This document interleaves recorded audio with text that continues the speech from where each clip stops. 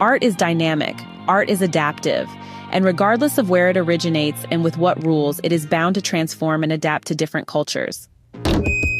That's how I want to begin today's video. Because this isn't just a book review, it's a look into how art, specifically poetry, travels across cultures, languages, and lived experiences, and still remains powerful. Today we're talking about Afriku, Haiku and Senryu from Ghana by Adjei Agyei-Baah, a collection that takes one of the most rigid poetic forms and breathes African life into it. This isn't just haiku, it's Haiku Reimagined. Afriku is a collection of haiku and senryu poems written by Adjei Agyei-Baah and published in 2016. As the name suggests, it's an African take on two very Japanese poetic forms, haiku, known for its nature-centered seasonal imagery, and senryu, which focuses more on human nature and irony. Now, haiku is perhaps the shortest poetic form, but it comes with one of the longest sets of rules. And here's the challenge. How do you preserve the essence of haiku while writing it from Ghana, from an African context, in a tropical climate, and even in an African language? That's what Adjei sets out to do in this book, and succeeds.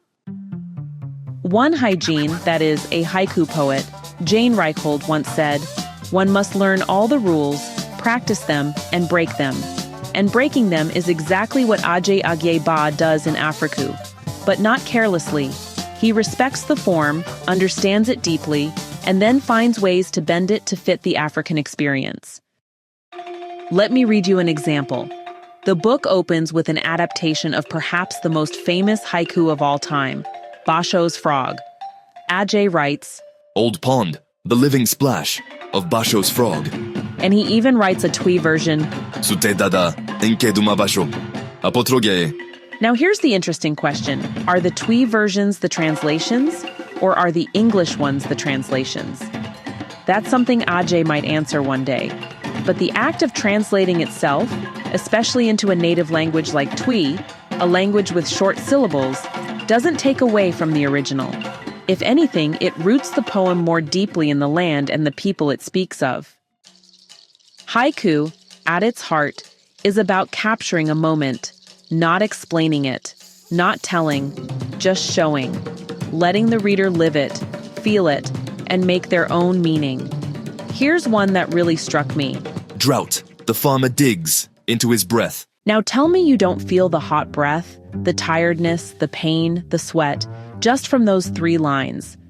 If you've ever seen farming in the dry season, especially in the Bongo district of northern Ghana, with its rocky laterite soil, this haiku hits you differently. Or this one. Season of migration, the lightning dash of a late egret. That image of a solitary egret chasing a swarm, so vivid, so alive. That's the magic of haiku done right. Now here's where it gets tricky. Classical haiku usually includes a Kigo, a seasonal marker. But in the tropics, our seasons don't shift as dramatically as they do in Japan. So using Kigo becomes the dry season of our art, pun intended. Adjei found ways to work around this.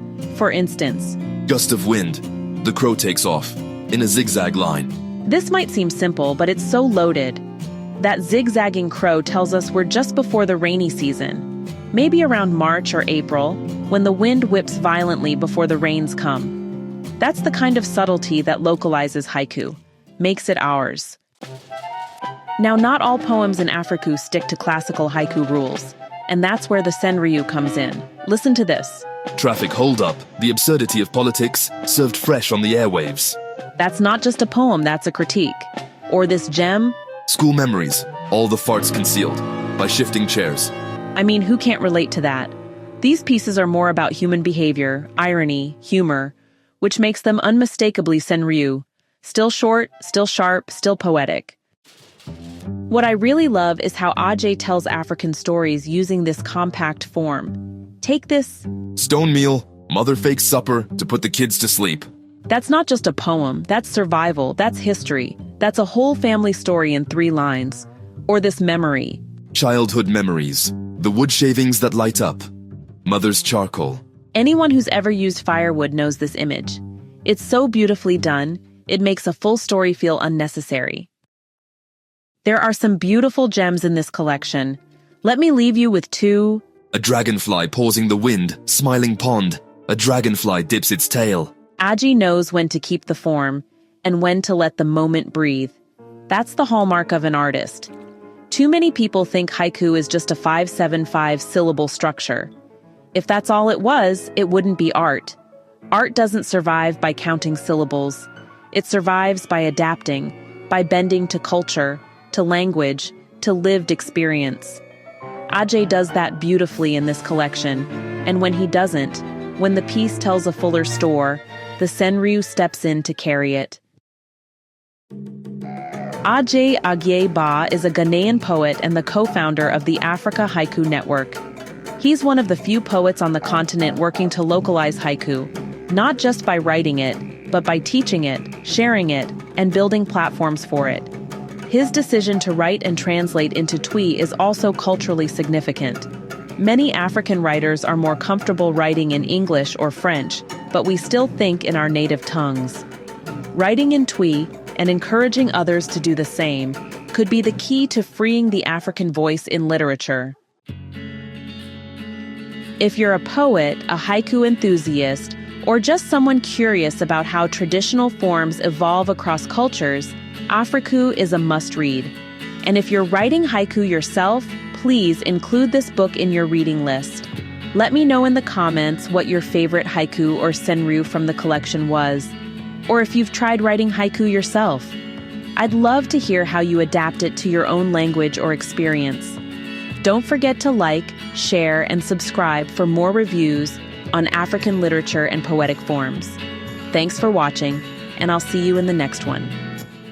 Hey, thanks so much for hanging out with me today. If you're interested in diving deeper into this book, I've left some links down in the description.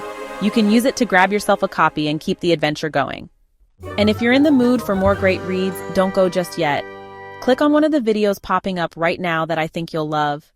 And don't forget to give this review a like, leave a comment, or even subscribe if you'd like to see more. Every bit of support helps us grow this little community of book lovers. See you in the next one.